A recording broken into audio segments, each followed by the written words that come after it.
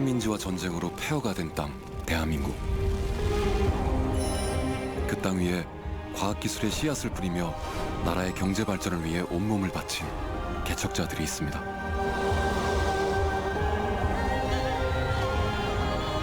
그들의 땀과 노력은 생명을 품은 숲이 됐고 대덕을 대한민국의 과학 중심지로 만들었습니다. 어둠을 밝히는 빛으로, 사람을 살리는 기술로 사람과 사람을 연결하는 과학기술. 대한민국을 넘어 세계로 나아가는 K-사이언스의 날개가 됐습니다.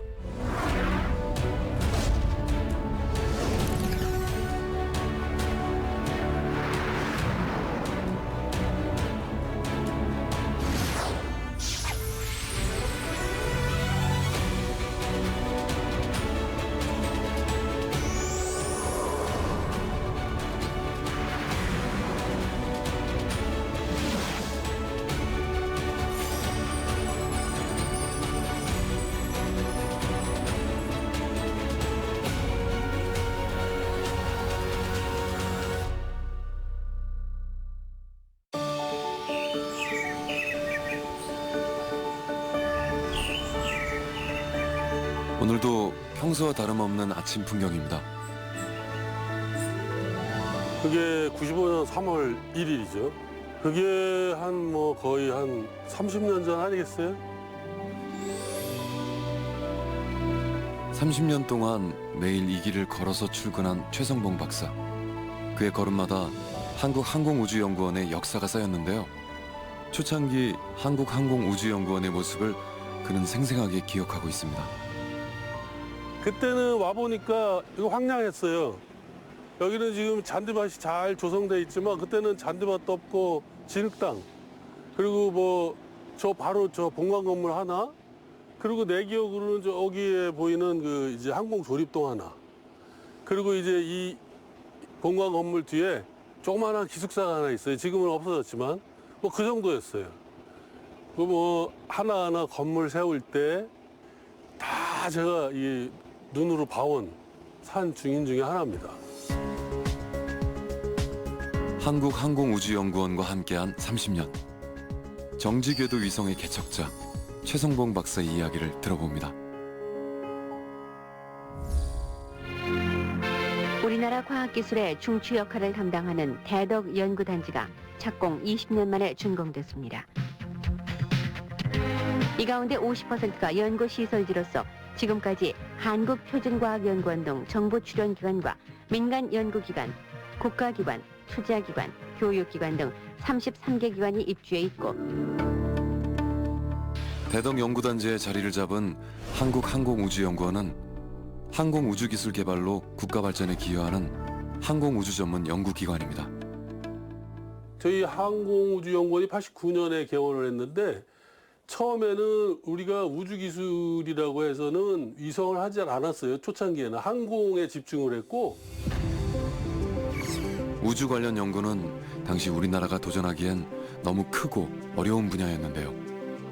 해외 유수 대학에서 관련 기술 연수를 시작하며 한국항공우주연구원도 우주 연구를 시작합니다.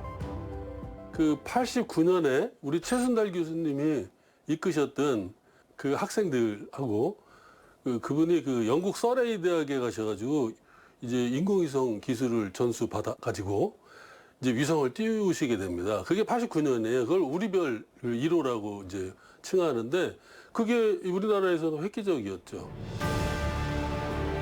우리별 1호는 대한민국 최초의 인공위성인데요. 평균 연령 25살, 젊은 과학자들이 발사한 우리별 1호는 우리말 방송과 위성사진을 보내며 우주과학에 대한 국가적 관심과 우주산업 활성화의 신호탄이 됐습니다.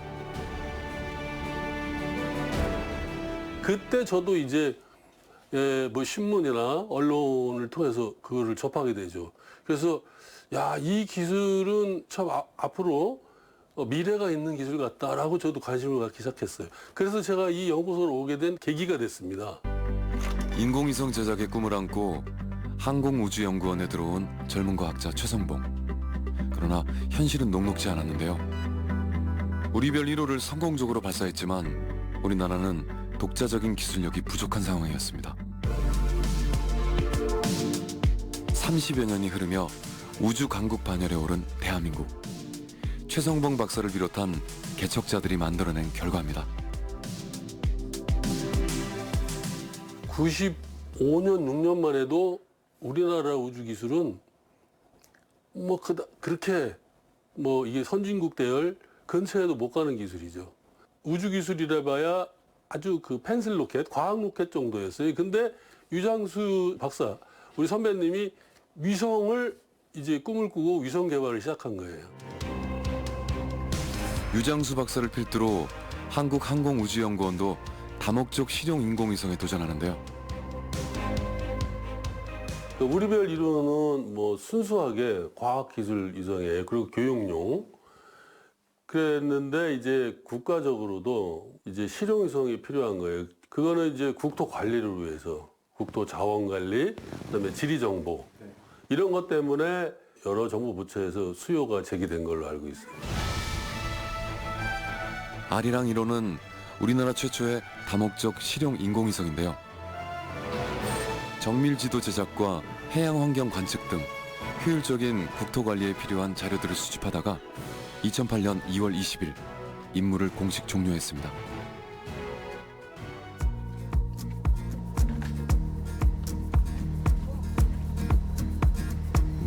(30년) 동안 여러 성과를 거두고 이제는 후배 과학자들을 지원하는 최성봉 박사.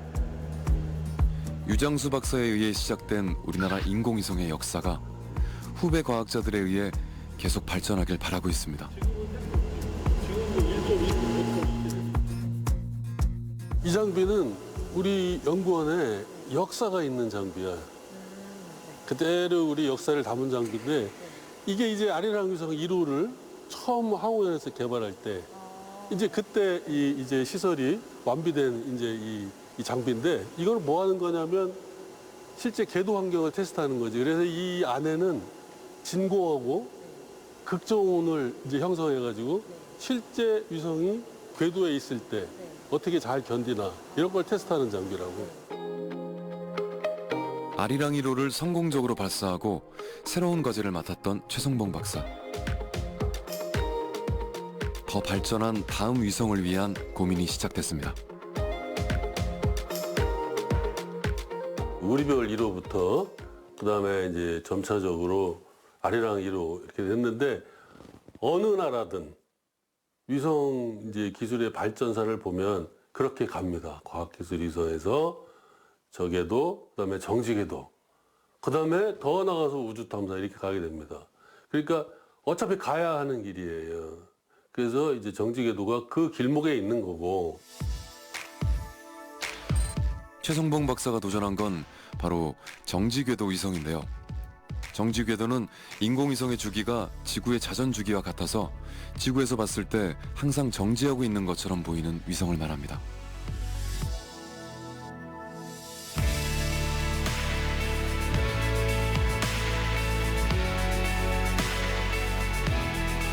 특히 한반도와 그 주변을 집중적으로 관측해서 우리나라에 필요한 여러 정보를 신속하고 정확하게 수집하는데요.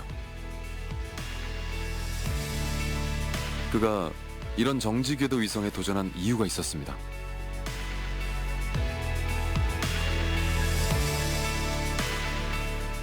저는 이제 정지궤도 위성을 한번 실제로 국내에서 설계, 제작, 조립을 해서 한번 띄워보고 싶다라는 생각을 늘 했어요.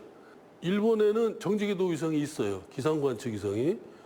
그 위성으로부터 자료를 이제 공유를 받는데 그 사람들이 7시간에서 8시간에 한 번씩 줘요. 이제 그때부터 불만이 있는 거죠.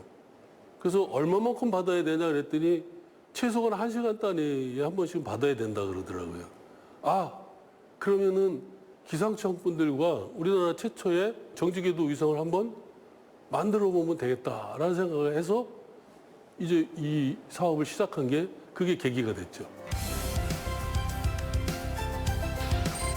국내 최초로 개발한 정지궤도 위성 천리안 1호는 통신, 해양, 기상 등 3가지 기능을 동시에 탑재해 24시간 내내 한반도 주변의 기상과 해양을 관측하고 위성통신 시험 서비스를 제공했는데요.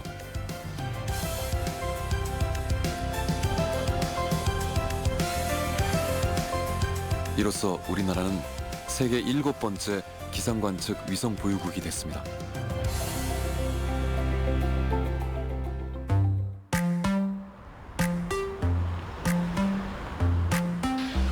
지상국은 위성과 통신하기 위해 지상에 설치한 무성국입니다. 현재 위성의 운영 현황과 상태를 확인하고 후속 위성에 관한 회의도 최성봉 박사의 업무 중 하나인데요. 그거는 모르는 우주 정보를 신속하고 정확하게 수신하기 위해선 지상국의 모니터링이 중요합니다. 아직 그 박스를 벗어나거나 그런 건 없죠. 아직 얘 지금 계속 정상화가 커지고 있어요. 커지고 있는 거지. 그리고 천년 이하의 이미는 지금 여기 보면은 중계기가 그럼 제일 문제가 되겠는데 지금 현재는 중계기 온도 텔레메트리는 어때요? 예 정상입니다. 정상이에요? 예, 예. 지금 보니까 노란불 뜬 건 없네, 그죠? 예예예. 만약에 오케이. 여기 문제가 생기면 노란색이나 빨간색으로 예. 경고음과 함께 예. 알람이 표시가 되는데요. 예. 예, 현재는 다 정상 상태입니다. 우리가 그 이제 궤도하고 주파수를 소유하게 되면 그 위성이 수명이 다할 때까지는 물론 소유를 해요. 그리고 위성이 수명이 다 된 다음에 유예 기간을 3년을 주거든요. 그 3년 그 유예 기간이 끝난 다음에는 우리 게 아니에요. 다른 나라가 그거를 요청을 하면은 거기에다가 배정을 해줘야 돼요. 그럼 뺏기는 겁니다. 그래서 우리가 계속 후속위성에 대한 계획도 그거를 감안을 해서 후속위성 개발도 하고 있고 천리안 1호 위성도 바로 그런 의미에서 지금 현재 궤도를 유지하고 있어요. 아직 임무가 남은 천리안 1호처럼 은퇴를 앞둔 최성봉 박사도 마지막까지 여러 가지 일을 하고 있는데요. 우리나라 우주항공개발연구의 개척자로 살아온 30년. 그 시간이 우주강국 대한민국으로 완성되기를 바라며 연구원 구석구석을 찾아다니고 있습니다. 예. 근데 이게 싱크로나이즈가 돼야 되지. 최 박사님 설계 포함되어 있기 때문에 최 박사님 설계하자. 아이고 이게 누구십니까? 아이고 예. 야, 어서 오십시오. 반가워요. 아이고 두 분 다 건강해 보이시네. 예. 예, 오랜만에. 예. 함께 일했던 옛 동료를 만났는데요. 우리가 그렇게 움직이니까 세월이 흘렀어도 어제처럼 생생한 추억을 싣고 시간은 과거로 달려갑니다. 참 우리가 그 고난은 있었어요, 그죠? 고난 중에서도 내가 오늘 이렇게 생각을 해보니까 사실 우리가 그때는 정부 예산을 받아가지고 어렵게 받아가지고 예산이 있는데 우리가 기술은 없고 사업은 해야 되고 그래서 해외에 유능한 기업 업체를 찾아가지고 하잖아요. 그렇습니다. 그러니까 우리는 돈은 있고 기술은 가들이 있으니까 만만치 않았다고. 예, 사실 계약상에 갑은 우리인데 그러니까. 실제 칼자루는 네. 기술적인 칼자루 걔네들이 잡고 있단 말이죠. 네, 그래서 그때도 참 우리 최성봉 박사 참 그 지혜롭게 아마 속으로는 아마 여러 가지 자존심도 많이 상하고 그랬을 거야. 그래도 지혜롭게 진짜 우리가 잘 넘겼어. 예. 뭐 설계 회의 할 때마다 그냥 예. 각자들 다 열심히 그냥 그럼. 문서 다 검토해가지고 그럼. 질문 철저하게 하고 뭐 그러면서 기술 다 얻어내고. 국내 최초의 정지 궤도 위성인 통신해양기상위성의 명칭이 천리안으로 확정됐습니다. 천리안 1호는 끊임없는 도전 끝에 성공한 대한민국 우주연구의 새로운 이정표였습니다. 2년 동안 저희들이 자식을 품은 것처럼 굉장히 애지중지 사랑하고 아꼈던 이런 위성입니다. 그러나 발사에 성공하기까지 어려움도 많았다는데요. 앞에 위성이 저희들 위성하고 똑같은 건데 그게 문제가 많아가지고 자꾸 발사가 지연이 됐어요. 그러니까 저는 막 마음이 속이 타는 거예요. 그래서 어쨌든 발사할 때 정말로 눈물이 나는 거예요. 발사 7분 전 자동 시퀀스 카운트다운에 들어갔다. 3, 2, 1, top. Allumage vulcain. 거대한 로켓이 불기둥을 쏟아내며 힘차게 우주로 차올랐다. 눈물이 날 만큼 감격적인 발사 순간. 성공을 간절히 바라던 그때가 어제처럼 생생한데요.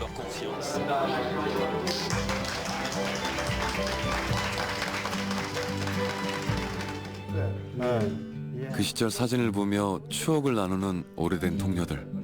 언제 봐도 가슴 벅차고 행복한 순간입니다.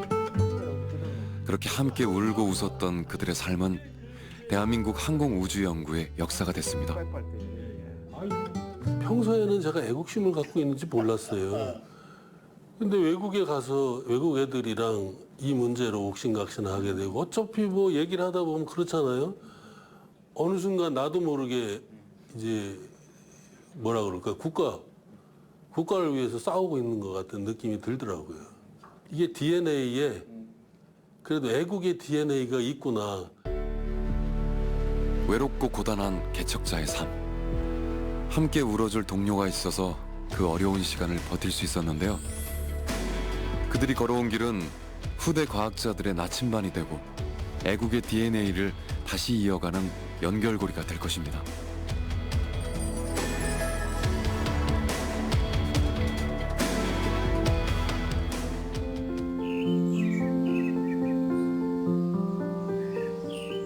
후배 과학자와 얘기를 마치고 자신의 연구실로 돌아가는 최성봉 박사.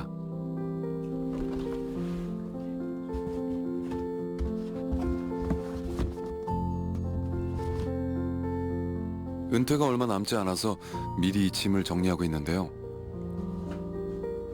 30년 세월이 차곡차곡 상자 안에 담기고 있습니다.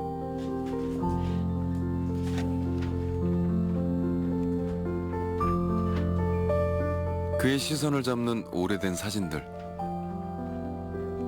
사진 속 사람들의 목소리가 들리는 것 같아 쉽사리 눈길을 거둘 수 없습니다. 기억에 남는 것들이 좀 있어요? 아유, 기억에 많이 남죠. 이거 뭐 동료들하고 옛날에 일하던 사진들입니다. 이게 다. 그리고 이 사진은 제가 이제 연구소에 95년에 이게 이제 처음 출근한 다음에 만난 동료들이에요. 그때 한 2, 3년간 참 그 연구하기에 어려웠던 시절에 같이 했던 이제 그 동료들이에요. 이 중에 이제 몇 분은 과기대 교수님으로도 가시고 다들 뭐 한몫하는 연구원들이 됐죠. 아주 그 이게 뭐야, 감회가 새롭습니다. 이렇게 보니까. 참 옛날 사진들. 눈물 나오려 그래.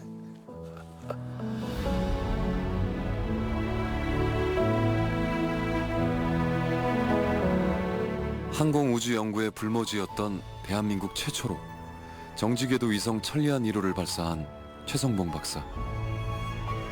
고비가 있을 때마다 나라를 먼저 생각하며 진정한 과학자로 살았습니다. 그가 쏘아 올린 것은 단순한 위성이 아니라 대한민국의 자존심이었고 세계를 향해 비상하는 대한민국의 미래였습니다.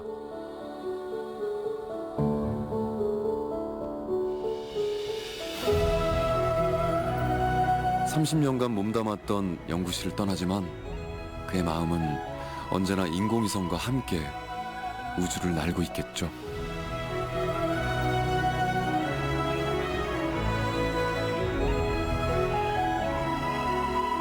인류의 미래를 열어가는 우주 연구 분야. 개척자들의 노력으로 대한민국은 우주 강국 반열에 올랐습니다. 그리고 그 중심엔 정지궤도 위성의 개척자 최성봉이 있습니다.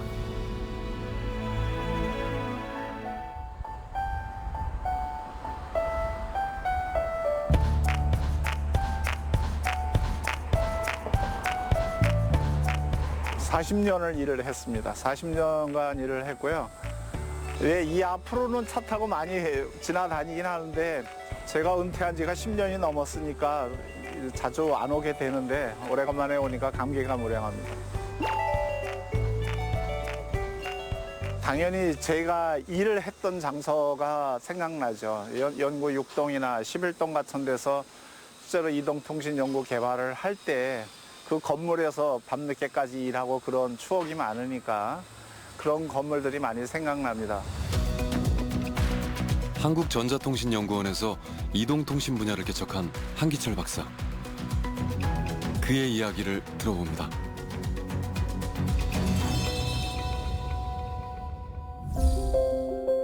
통신은 국가의 네트워크를 형성하고 개인 삶에도 영향을 미치는 중요한 분야지만 1970년대 우리나라 통신 사정은 매우 열악했습니다.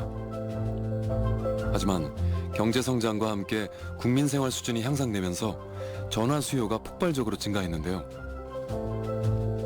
이러한 통신 수요 증가와 산업 발전에 대응하기 위해 설립된 한국전자통신연구원은 다양한 혁신 기술을 개발하며 한국의 통신 역사를 새로 썼는데요. 그 신화의 시작이 바로 TDX였습니다. 여기 보이는 요 모듈이 디지털 스위칭 시스템이라고 하는 실질적인 신호를 교환해주는 그런 장비입니다.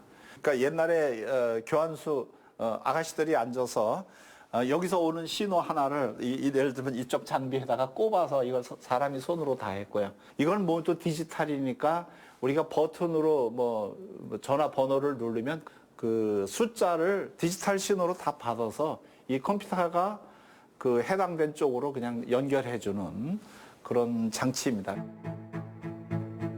교환수가 상대방 번호를 연결해줘야만 통화가 가능했던 시기. 이런 불편함을 해결해준 것이 바로 TDX였습니다. TDX의 개발로 자동화 시스템을 갖추면서 편리하게 전화를 사용할 수 있는 시대가 열리게 된 거죠. 전화 회선 하나의 가격이 아주 작은 아파트 한 채 될 만큼 그렇게 비싼 가격에 판매될 만큼 우리나라 전화 사정이 안 좋았습니다. 우리가 전화국에다가 전화를 신청을 하면 보통 한 3년 기다리는 건 뭐 보통이었고요. 그리고 모든 장비는 외국에서 수입한 장비로 쓰고 있으니까 그때 그 전화 한 회선에 대한 그 가격이 당시 가격으로 30만 원이 넘는 가격이었습니다. 근데 우리가 국내에서 디지털 교환기를 만들었다고 외국에서 소문을 듣자마자 그 가격이 3분의 1 가격으로 떨어져 가지고요. 갑자기 7만 원, 8만 원으로 자기들이 가격을 낮춰서 견적을 내는 그런 일이 발생했습니다. TDX 개발로 인해 전화 보급이 확산되며 가정에선 1가구 1전화 시대가 가능해졌습니다.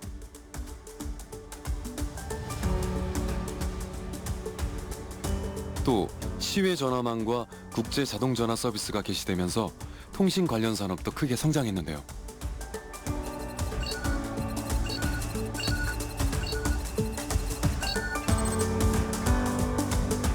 TDX를 개발한 한기철 박사는 성공에 안주하지 않고 다음 단계를 내다보며 새로운 도전을 합니다.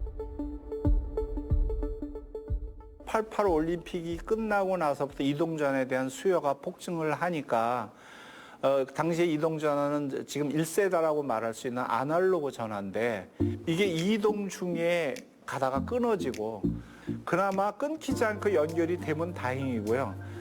그게 넘어가다가 그냥 뚝 끊어져 버리는 거예요. 그러니까 될 수 있으면 대화를 짧게 해야만 내 통신의 그 안전을 보장할 수 있는 그런 상태였습니다. 91년도에 저희 전자통신연구원에서 그러면 우리가 유선 전화에 대한 교환기를 개발했으니까 이번엔 이동 전화 교환기를 개발해 보자고 연구를 했습니다. 그러니까 처음 시도하는 것이기 때문에 어떤 기술 방식으로 할 것인지 된 것도 결정하지 못했고 또 기술에 대한 노하우도 확보하지 못하고 있었기 때문에 그걸 외국하고의 공동 연구를 통해서 기술을 들여오겠다라는 정책으로 나가게 됐죠. 이동통신 수요가 급증하면서 CDMA는 필수였습니다. 하지만 개발 과정은 어려움의 연속이었는데요. 기술의 불확실성에 따른 관계기관들의 갈등, 그리고 로열티 문제까지. 어느 것 하나 수월한 게 없었지만 한기철 박사는 세계 최초로 CDMA 기술을 상용화하는 데 성공합니다. 그 옛날에는 우리가 연구 개발할 때 다른 나라에 가서 기술을 배워오고 그러던 것이 우리들의 기술 수준이었는데 이제 우리가 개발한 것이 세계 최초의 장비고 이 장비를 가지고 수출을 해야 되는 그런 역할로 우리 연구원들의 역할이 바뀌어진 것이죠. 통신장비 수입국에서 수출국으로 우리나라 위상을 바꾼 CDMA. 그 시절 함께 연구했던 동료를 만나러 갑니다.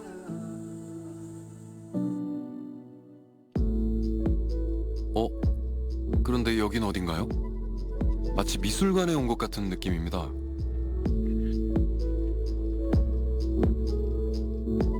마치 설치 미술을 보는 것 같고 이분은 과학자보단 예술가 같으신데요? 저 박사님 여기 계셨구나. 아이고 오랜만입니다. 어떻게 지내세요? 아유 참. 잘 지내시고 예. 건강하시고. 네네. 옛날에 우리가 그 핸드폰 전파 장애 그리고 그 전파에 대한 그 위험이 있는지를 그 연구했던 그게 생각이 나서 오늘 이쪽에 한번 찾아왔어요. 소장님 덕분에 제가 이 일을 시작한 거 아닙니까? 네, 워낙, 그렇죠. 워낙 또 CDMA 하시면서 순기능도 중요하지만 역기능도 매우 중요하기 그렇죠. 때문에 너 이제부터 그렇죠.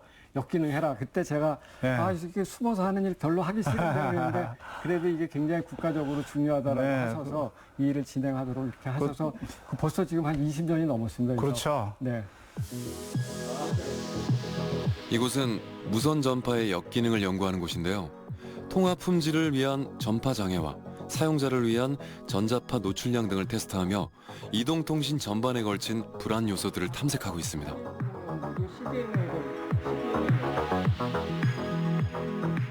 신체 부위 중에서도 전자파에 영향을 더 많이 받는 부분이 있고 적게 받는 그렇죠. 부분이 있어요. 그거는 부위별로. 주파수에 따라 달라요.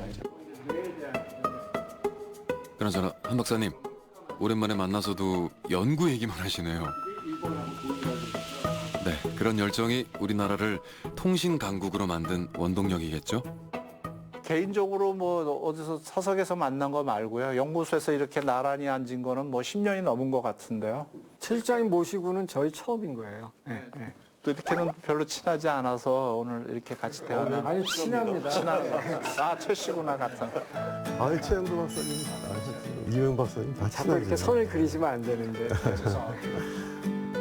오랜만에 뭉친 CDMA 용사들. 자, 그럼 멋진 무용담도 들을 수 있는 건가요? 기대가 됩니다.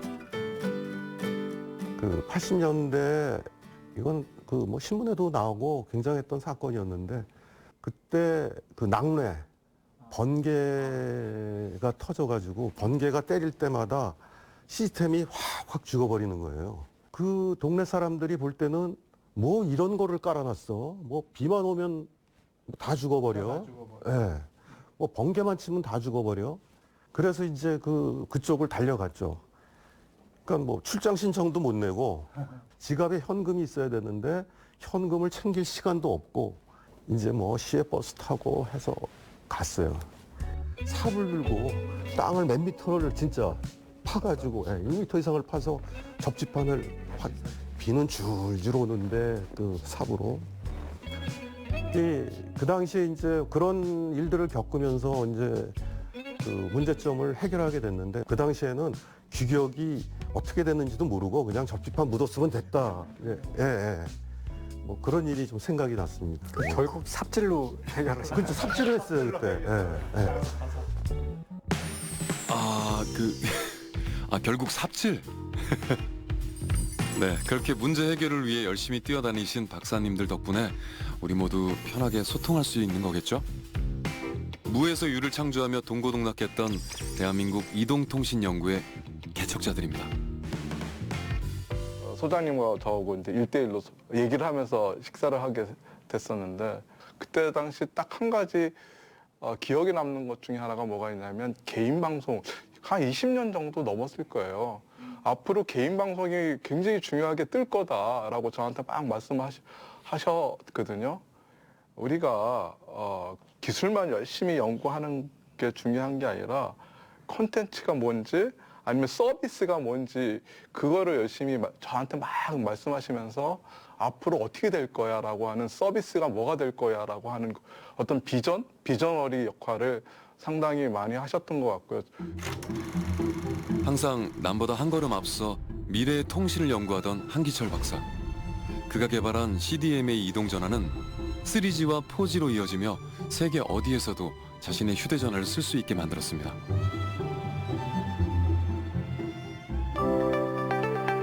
오늘은 아주 의미 있는 날입니다. 전기전자공학 전문가들의 국제조직인 IEEE 마일스톤에 우리나라 CDMA 상용화 기술이 등재된 걸 축하하는 자리인데요. 글로벌 ICT 분야의 노벨상으로 불릴 만큼 권위와 명예가 있는 상입니다.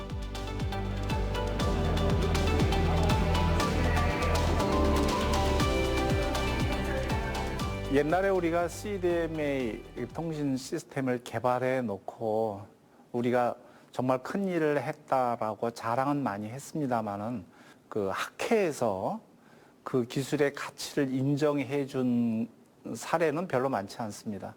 우리가 CDMA 장비를 개발하고 그것을 상용화시킨 것을 그걸 세계적으로 인정하는 그런 행사를 갖게 된 거죠. 이번에는 CDMA 기술 개발에 그동안 참여해 주신 분들께 감사패를 드리는 시간 마련했습니다. 이 상은 사회와 산업 발전에 공헌한 역사적 업적을 인정받는 의미입니다.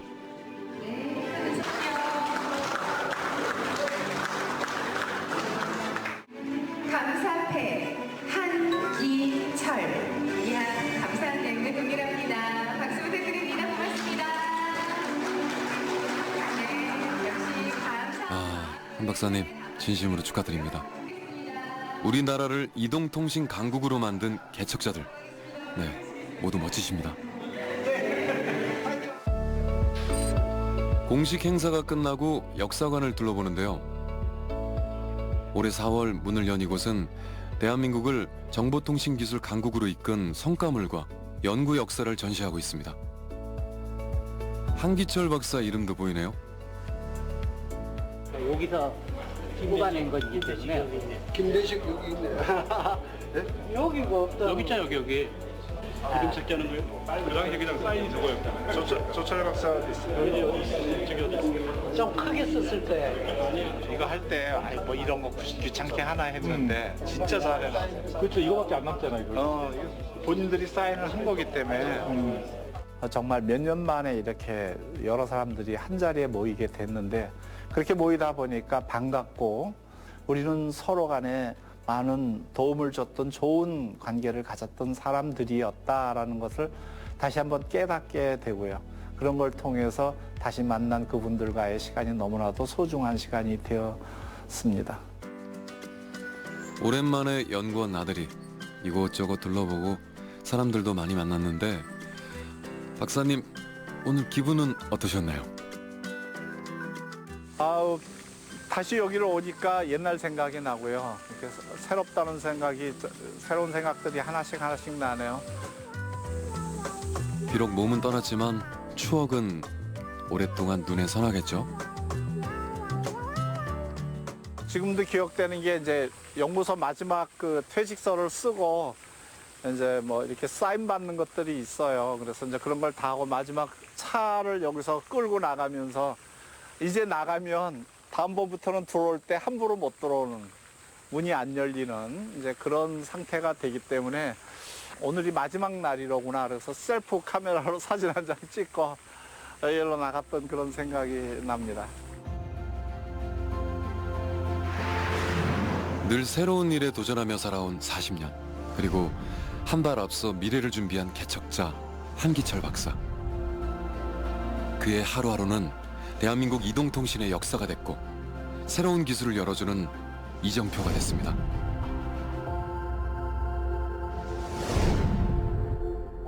저 자신한테 되묻는 말이 있습니다. 나는 정말로 과학자로서 정말로 행복하게 했는가?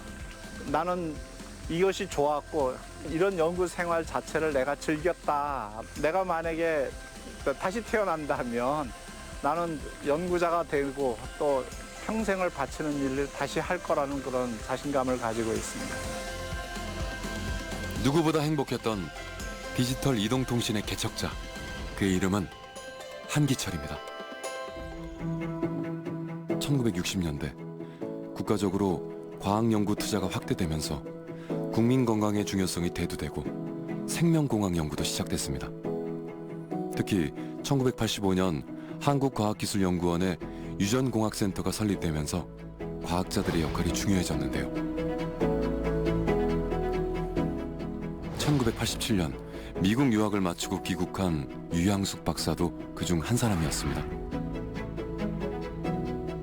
처음에 이제 이영익 박사님이 분자 생물학실에 들어가서 이제 그 당시에는 에이즈가 막 이제 시작되는 때라 에이즈 진단 시약 만드는 연구를 하고 계셨습니다. 그래서 거기에 그 랩에 들어가서 에이즈 진단 시약을 만드는데 필요한 유전자들 클로닝해서 진단 시약 재료를 만드는 이런 연구 사업에 이제 같이 협동 연구를 했습니다. 네.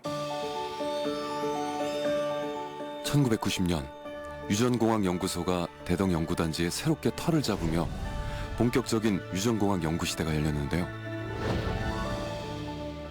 그때 유양숙 박사도 대덕에 내려와 연구를 시작했습니다. 암세포나 생명세포가 살아가는데 이상이 있을 때 어떤 유전자가 변할 거다. 그러면 그게 뭔가 이런 걸 찾아내는 이제 연구가 시작이 막 되던 때였습니다. 그래서 그래 좋다. 우리도 거기가 시작하는 분야니까 아직도 전 세계적으로 초기니까 우리도 그쪽 분야의 일을 하게 되면 경쟁력이 있지 않을까 이런 생각을 해서 분열세포를 모델 세포로 해서 거기에서 세포 주기를 관장하는 그러한 유전자를 찾아보자. 이제 그런 연구를 시작을 했습니다. 유양숙 박사가 제일 먼저 찾은 곳은 한국생명공학연구원 과학자들의 연구가 이뤄지는 공간입니다. 초창기에 지어진 이 연구동은 수십 년 동안 한국생명공학연구원 과학자들의 땀과 노력이 담긴 역사 깊은 곳인데요. 오늘도 과학자들이 생명공학 연구에 여념이 없습니다.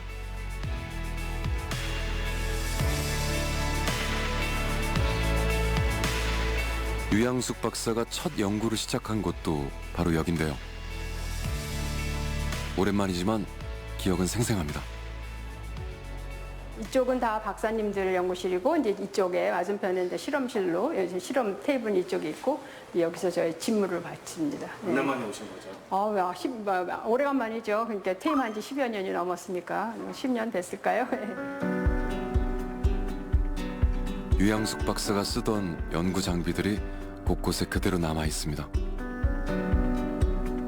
정 박사가 있네.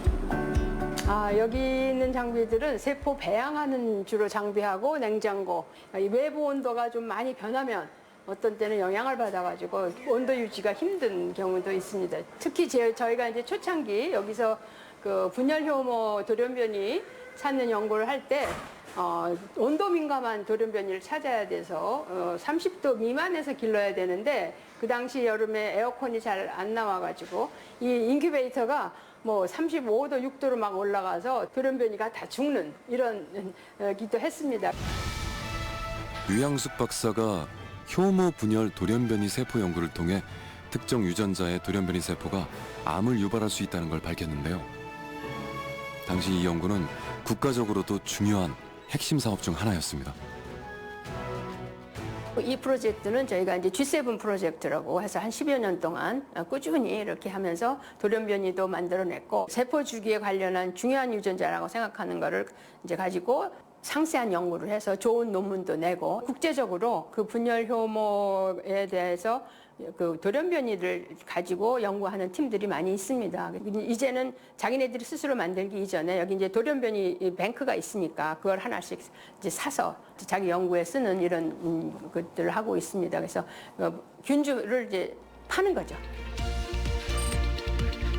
G7 프로젝트는 1990년대 한국의 과학기술을 선진 7개국 수준으로 올리고 국가 경쟁력 강화를 목표로 한 대규모 연구개발 프로젝트입니다.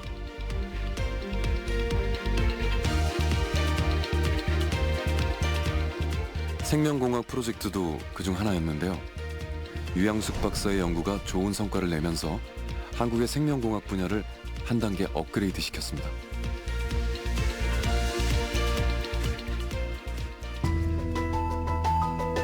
유양숙 박사의 손때가 묻어있는 실험실.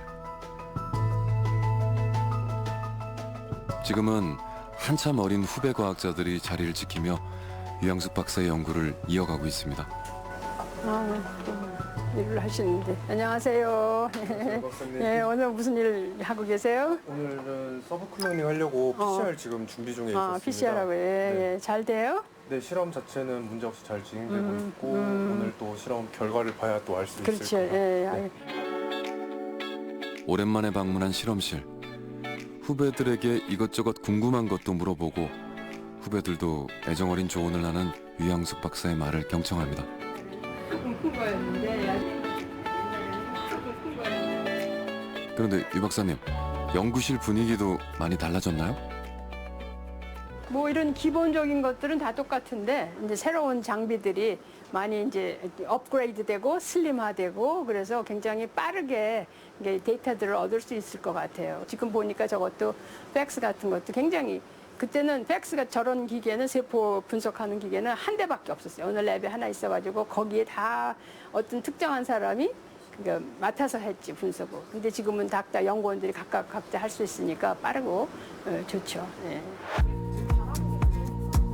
유양숙 박사가 오래전 연구하던 흔적을 찾아보는 사이 자신의 자리를 지키며 연구에 몰입하는 과학자가 있습니다.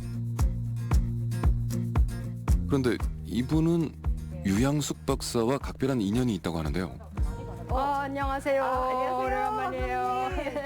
반갑습니다. 반갑습니다. 네, 웬일이세요? 여기 여기서 오랜만이에요. 뭐 하나 보러 왔지? 요즘에 큰 사업단도 맡고 네. 힘이 많이 들겠는데. 마사님께 잘 가르쳐주셔서 아유, 그래도 큰일 맡았으니까 책임감 네. 있게. 정 박사가 뭐 큰 사업도 맡고 했는데 최근에 하는 일이 뭐죠? 그 AAV라고 하는 아데노 부속 바이러스를 기반으로 해서 유전자 치료제를 만드는 일을 하고 있고요. 이게 실명 질환, 망막 질환을 가지고 있는 환자들을 대상으로 한 치료제를 개발하는데 그게 대부분 희귀 질환이어서 사실은 기업이나 이런 데서 개발하기가 쉽지 않아서 사실 이런 공공기관에서 개발하는 게 이제 중요한 것 같아요. 유 박사님 제가 처음 만났을 때 그 벡터 개발하는 그 기업 과제 했었잖아요. 이제 그거의 기술이 기본적으로는 바탕이 되고 그게 좀 더 발전되어서 사실 유전자 치료제까지 온 게 아닌가 하는 생각이 듭니다. 다행이네. 그때 그래도 고생하면서 벡터 많이 개발하고 했던 것이 아주 그 기반이 돼서 이제 치료제 개발에도 이제 적극적으로 활용할 수 있어서 너무 좋네요. 정경숙 박사는 유양숙 박사 지도로 박사과정을 밟았는데요. 1990년대 사제지간이자 동료 과학자로 함께 연구했던 두 사람입니다. 계속 하고 있어야 할 것 같아요. 박사님 이거 기억나세요? 이게 뭐야? 옛날 슬라이드 아니야? 네, 예전에는 저희가 다 요렇게 만들어서 맞아. 발표 자료를 맞아. 했잖아요. 요즘은 그냥 컴퓨터로 하지만 예전엔 저희가 이거 하나하나 다 이거 만들어서 이런 거 보신 적 있어요? 없죠. 없어요?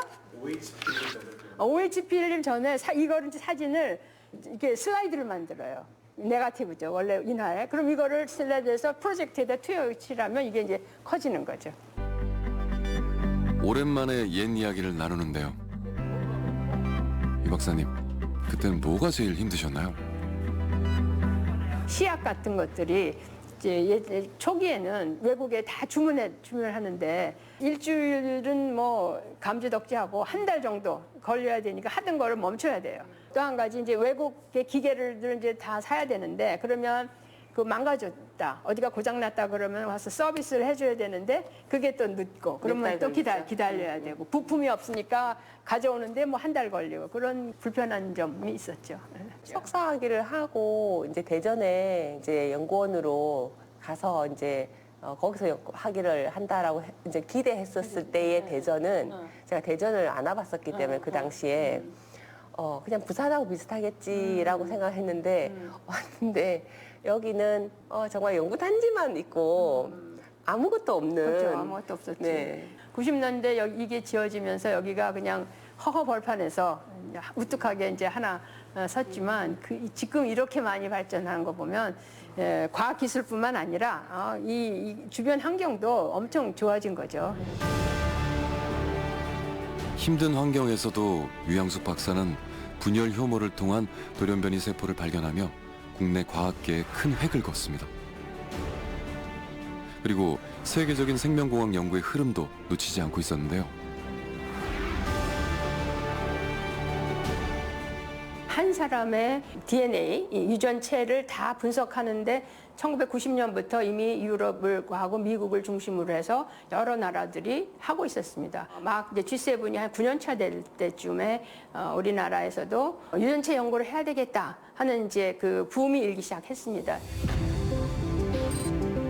인간 게놈 프로젝트는 인간 DNA의 염기 서열을 밝혀내며 유전병과 암 같은 질병 치료에 도움이 됐는데요. 특히 유전체 연구에 밑바탕을 마련하며 많은 관심을 모았습니다. 지금부터 위쪽 장수 표시를 거양하겠습니다. 세계적인 흐름에 맞춰 정부가 추진했던 21세기 프론티어 연구 개발 사업. 이 프로젝트에 유양숙 박사의 유전체 연구도 선정됐는데요. 하지만 후발주자로 인간 유전체 연구를 시작한 유양숙 박사는 깊은 고민에 빠졌습니다. 생명과학 분야에 어떤 걸 할 거냐? 그러면 인간의 그 유전체는 유전자가 몇 개가 있고 그 유전자들이 결국 어떤 세포에서 기능을 해야 되느냐 하는 거를 앞으로는 그 다음에는 그걸 해야 되지 않겠느냐 그런 생각에서 저희가 시퀀싱 프로젝트가 아닌 기능 유전체를 하자. 기능 유전자 중에서도 잘못되면 암으로 갈 수 있는 그런 유전자를 찾아보자 하는 것에 이제 동의를 해가지고 지난 94년부터 시범적으로 실시되어 오던 한국형 게놈 연구가 다음 달 본격 착수됩니다. 한국형 게놈 연구는 크게 5개 분야로 되어 있지만 한국인에게 가장 많은 위암과 간암의 정복이라는 현실적인 과제로 좁혀집니다. 3년 내지 5년 정도에는 저희가 이런 우리나라의 많은 질병을 조기에 진단할 수 있는 방법을 개발할 수 있을 거라고 생각하고요. 한국생명공학연구원 본관은 유양숙 박사가 한국형 유전체 연구를 하던 곳입니다. 오랜만에 유양숙 박사가 이곳을 방문했는데요. 그가 연구했던 내용도 그대로 남아 있습니다.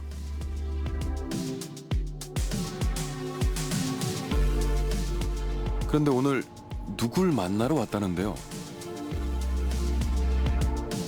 저는 여기서 휴면암과 관련해서 연구를 진행을 하고 있는데요. 암 치료 후에 이제 남아 있을 수 있는 그런 잔존암들이 이후에 재발이나 전이가 될 수 있는데 이런 부분에 대해서 연구를 수행을 하고 있습니다. 안녕하세요. 처음 뵙겠습니다. 오늘 새로운 연구원이신 것 같으네요. 안녕하세요. 네, 오신다고 말씀드렸습니다. 네, 반갑습니다. 이원빈입니다. 네, 이렇게 만나게 돼서 정말 반갑습니다. 영광입니다. 네. 후배 연구자의 안내를 받으며 옛 추억이 가득한 연구실을 둘러보는데요. 빛은 바랬지만 아주 소중한 자료입니다. 그런데 유 박사님, 여기는 어떤 곳인가요? 이 방은 우리가 인간 유전체 사업을 할 때 가장 중요한 유전자 칩을 만드는 곳이었어요. 그래서 위암의 그 조직에서 분리한 mRNA를 가지고 혼성을 하면은 그 중에 위암 세포 중에 기능을 많이 하는 유전자는 빨갛게, 기능을 못하는 유전자는 이렇게 파랗게 붙어요. 그러면 그걸 가지면은 이제 예후도 알 수 있고, 그다음에 이 사람이 수술 후에 서바이벌, 생존력이 얼마나 되는지 이런 것들도 판단할 수 있는 아주 중요한 칩을 저희가 이 사업을 통해서 이제 개발했는데 이 연구실에서 다. 저는 여기 공간에 올 때마다 이 패널들이 진짜 무엇인가 아니면 이 패널들이 예전에 어떻게 만들어졌고 어떻게 연구가 됐는지 늘 궁금했었거든요. 그러면 이게 지금 어떻게 보면 박사님의 연구의 역사와 같이 한다. 그러니까 이거를 하게 된 계기도 사실은 유전자 칩을 가지고 분석을 하고 싶었어요. 근데 네네. 그 당시에는 미국에서 아피메트릭스에서만 유전자 칩을 분석을 하고 제공을 했어요. 그래서 우리가 우리도 유전자 칩이 필요하니까 분석 좀 해줄래? 그랬더니 너희는 아무것도 못하는 나라인데 그런 거 해줄 수 없다는 거예요. 그래서 제가 안 되겠다. 그럼 우리 나름대로 칩을 만들자. 그래서 칩을 만들려고 보니까 유전자가 없는 거야. 우리나라에 분리된 한국의 유전자가 없는 거예요. 네네. 그래서 맨 처음에는 유전자 10,000개를 사왔어요. 1억을 주고. 칩 만드는 방법, 그다음에 유전자 저기다 심는 거 이런 거 다 셋업을 해가지고 만든 다음에는 그거를 가지고 이제 칩을 만들어서 이제 한국형 유전자 칩을 만든 거죠. 한국인의 몸에서 분리한 위암 원인균의 유전체 구조가 국내 연구진에 의해 완전히 해독됐습니다. 한국생명공학연구원이 대장암을 잡아낼 수 있는 기술을 찾아냈습니다. 유양숙 박사 팀은 국내 최초로 한국형 유전자 칩 개발에 성공했습니다. 한국인이 잘 걸리는 암을 조기에 발견할 수 있는 진단 키트를 개발했는데요. 이를 통해 유전적인 질병을 미리 발견하고 적절한 치료를 받을 수 있게 함으로써 국민 건강에 큰 도움을 줬습니다. 한국생명공학연구원 연우의 사무실. 여럿이 컴퓨터로 일하고 있는데 모두 연세가 좀 있어 보이는데요. 그중에 유양숙 박사도 보이네요. 여기는 생명공학연구원 은퇴한 과학자들이 모여서 연구도 하고 계속 그다음에 이제 기업 지원 같은 것도 자문 역할도 하기 때문에 그거 준비도 하고 이제 그런 곳입니다. 지난번에 고등학교 동아리들이라서 생명공학 동아리라서 애들이 굉장히 반응이 좋았어요. 그래서 굉장히 호응이 좋아가지고 생명에 관심도 많고 그러니까 우리가 그걸 좀 넓히는 것도 좋을 것 같아요. 그렇다 그러면 이제 그 실질적으로 그 조합의 역할이라든지 이런 것들이 이제 굉장히 많아질 수가 있고요. 많은 조합원들이 이제 같이 그 참여를 해서 이제 그 활동을 할 수가 있기 때문에 이제 굉장히 그 좋지 않을까 이제 그런 생각이 듭니다. 연후에는 한국생명공학연구원을 은퇴한 과학자들이 모여 사회에 보탬이 되고자 함께 봉사도 하고 연구도 하는 모임인데요. 있고 또 이제 원장. 그런데 박사님들, 은퇴한 이후에도 이렇게 열심히 활동하는 이유가 궁금합니다. 이제 정년하면 아 이거 뭘 새로운 걸 할까 주변에서 뭐 이렇게 권하기도 하지만 저희 이제 많은 얘기를 해보니까 제일 좋은 거는 자기가 하던 거를 지속적으로 할 수 있는 게 제일 좋다. 그래서 다른 일을 버리지 말고 이걸 연장선에서 그 일을 할 수 있는 걸 찾아봐라. 결국 연구밖에 없더라. 30년의 과학기술 경력이라는 거는 이게 이제 그 개인의 노력도 있지만 어떻게 보면 정부에서 사실 막대한 투자를 해서 이제 그 키운 분들인데 이거는 이제 사실 그 국가적인 차원에서 적극적으로 이제 그 뭐 일종의 그 재활용 개념으로 이제 그 활용할 수 있는 이제 이런 게 이제 만들어져야 된다고 보고요. 한국 과학 발전을 위해 아직도 고민하고 연구하는 은퇴 과학자들. 유 박사님은 어떤 활동을 계획하고 계신가요? 중학교 때 과학을 해야 우리나라가 잘 살 수 있다라는 이제 그게 아직도 남아 있어가지고 우리나라 사람들이 과학 수준을 조금 높이는데 기여를 해야 되겠다. 가장 그 흡수력이 있는 그 그룹은 초등학교 4, 5, 6학년이더라고요. 초등학교 교육, 과학 교육에 이제 좀 더 이렇게 집중을 해서 했으면 하는 생각을 하고 있습니다. 가난한 나라의 보탬이 되고자 과학을 공부하고 미국에서의 연구 생활을 접고 귀국한 유향숙 박사. 한국인 유전체 연구에 초석을 다지며 암을 진단하고 치료하는 데 큰 도움을 줬습니다. 저는 호기심을 가지고 그 호기심을 채우기 위해서 여태까지 살아왔고요. 그 호기심에 대한 답을 찾는 일을 죽을 때까지 할 수 있지 않을까. 아직도 열정 가득한 한국형 유전체 연구 개척자. 그 이름은 유향숙입니다.